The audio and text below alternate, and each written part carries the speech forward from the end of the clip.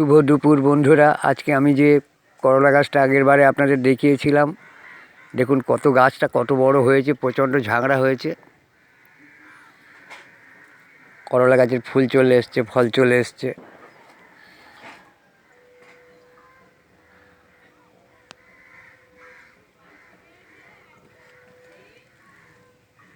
এটা গাছের গোড়া।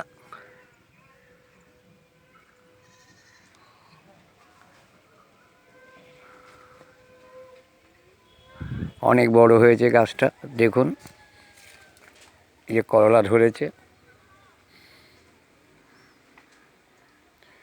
অনেকগুলো ধরেছে, সবে ধরছে। আরও অনেকগুলো আছে, চারিদিক দিয়ে ঘুরিয়ে দেখাচ্ছি।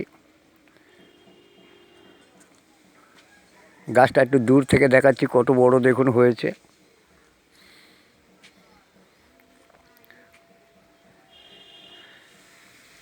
দেখুন বন্ধুরা, অনেক বড় হয়েছে গাছটা, করলা গাছটা।